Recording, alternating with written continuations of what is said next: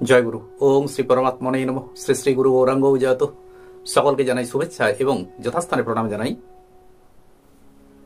পারমার্থিক জগতে উন্নতির জন্য ইষ্ট গোষ্ঠী অপরিহার্য। এখন এই ইষ্ট গোষ্ঠী কি এবং কেন এর প্রয়োজন, আজ এ নিয়েই পাঠ ও আলোচনা করব। ভগবান শ্রীকৃষ্ণ গীতার 10ম অধ্যায়ে বলেছেন, অহং সর্বস্ব প্রভবো মত্তঃ সর্বং প্রবর্ততে ইতি মত্তা ভজন্তে মাং বুধা ভাব সমন্বিতঃ যচ্চিত্তা মদ্গত প্রাণা বোধয়ন্তঃ পরস্পরম কথয়ন্তশ্চ মাং নিত্যাং তুষ্যন্তি চ রমন্তি চ তেষাং সততযুক্তানাং ভজন্তাং প্রীতিপূর্বকম দদামি বুদ্ধিযোগং তং যেন মামুপজান্তি তে। শ্লোকগুলির অর্থ হল, আমার ভক্তগণ পারস্পরিক ভাগবত কথার দ্বারা আমাকে তুষ্ট ও আনন্দিত করে এবং পরস্পর পরস্পরকে ভগবত তত্ত্ব বুঝাইয়া দেয়। যাহারা এইরূপ একাগ্র চিত্তে প্রীতিপূর্বক আমার ভজনা করিয়া থাকেন, আমি তাহাদিগকে সেই বুদ্ধিযোগ প্রদান করি, যাহার দ্বারা তাহারা আমাকে অনায়াসে লাভ করিয়া থাকেন। এইরূপ ভক্তগণের প্রতি অনুগ্রহ করিয়া আমি তাহাদের বুদ্ধিবৃত্তিতে স্থিত হইয়া জ্যোতির্ময় জ্ঞানরূপ প্রদীপের দ্বারা অজ্ঞান অন্ধকার নাশ করিয়া থাকি। শ্রী ভগবান এখানে বললেন, ভক্তগণ পারস্পরিক ভাগবত কথার দ্বারা আমাকে তুষ্ট ও আনন্দিত করে এবং পরস্পর পরস্পরকে ভগবত তত্ত্ব বুঝিয়ে দেয়। এই যে অভীষ্ট বিষয়ে পারস্পরিক সম্ভাস, একেই ইষ্ট গোষ্ঠী বলা হয়। আমরা জানি যে গোষ্ঠী শব্দের অর্থ হল দল বা সম্প্রদায়। এক বা একাধিক ব্যক্তির সমাবেশে এই গোষ্ঠী গঠিত হয়।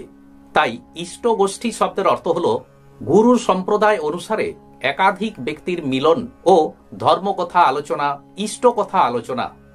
শ্রী ভগবান বলেছেন যে এই অভীষ্ট সম্ভাসের দ্বারা ভক্তগণ যথাকালে ঈশ্বর লাভ করে থাকেন। শ্রী মহাপ্রভু দাক্ষিণাত্য ভ্রমণে গিয়ে রায় রামানন্দের সাথে মিলিত হন। রায় রামানন্দের সাথে মহাপ্রভুর ইষ্ট কথার আলাপ হয়েছিল। এই যে আলাপ, একেই চৈতন্য চরিতামৃত গ্রন্থে ইষ্ট গোষ্ঠী বলা হয়েছে। শ্রী চৈতন্য চরিতামৃত গ্রন্থে বলা আছে, অন্যন্যে মিলিয়া দোহে নিভৃতে বসিয়া প্রশ্নোত্তর গোষ্ঠী করে আনন্দিত হইয়া। মহাপ্রভুর সাথে রায় রামানন্দের মিলন হল। তারা ইষ্ট কথা আলোচনা করতে লাগলেন এবং দুজনেই প্রচন্ড আনন্দিত হয়েছিলেন। তাই চৈতন্য চরিতামৃত গ্রন্থে বলা আছে, প্রভু পুছে রামানন্দ করেন উত্তর, এই মতো সেই রাত্রে কথা পরস্পর। শ্রী মহাপ্রভু ও রামানন্দ রায় নির্জনে বসে সারা রাত তারা ইষ্ট গোষ্ঠী করেছিলেন, অর্থাৎ ইষ্ট প্রসঙ্গে আলোচনা করেছিলেন। মহাপ্রভু ও রায় রামানন্দের মধ্যে যে ইষ্ট গোষ্ঠী চলেছিল সে সম্পর্কে বলা যায়, প্রভু কহে কোন বিদ্যা বিদ্যা মধ্যে সার, রায় কহে কৃষ্ণ ভক্তি বিনা বিদ্যা নাহি আর। কীর্তিগণ মধ্যে জীবের কোন বড় কীর্তি, কৃষ্ণ প্রেম ভক্ত বলি যার হয় খ্যাতি। এভাবে শ্রী মহাপ্রভু ও রায় রামানন্দের মধ্যে সারা রাত ধরে আনন্দের সাথে ইষ্ট কথা আলোচিত হয়েছিল। রায় রামানন্দ ও মহাপ্রভুর মধ্যে এই সমস্ত ইষ্ট কথা প্রসঙ্গে উঠে এলো নানান কথা। যেমন রায় রামানন্দ বললেন, রাধা কৃষ্ণ প্রেম শ্রেষ্ঠ সম্পত্তি, কৃষ্ণ ভক্তি শ্রেষ্ঠ বিদ্যা, কৃষ্ণ ভক্ত বিরহ গুরুতর দুঃখ ইত্যাদি ইত্যাদি। নানান আলোচনার পর রায় রামানন্দ বললেন, মুক্তির আকাঙ্ক্ষা করা উচিত নয়, কারণ মোক্ষ বাঞ্ছাকারীগণ পর্বত বৃক্ষ এদের মতো গতি লাভ করে। তবে ব্রহ্ম সাযুজ্য বশত তারা কিছুটা ব্রহ্মানন্দ ভোগ করে, কিন্তু এই ব্রহ্ম সাযুজ্যে কোনো বৈচিত্র্য নেই, কাজেই তা পরম গতি হতে পারে না। কিন্তু কৃষ্ণ ভক্তগণ নানান বৈচিত্র্যযুক্ত লীলারস আস্বাদন করেন।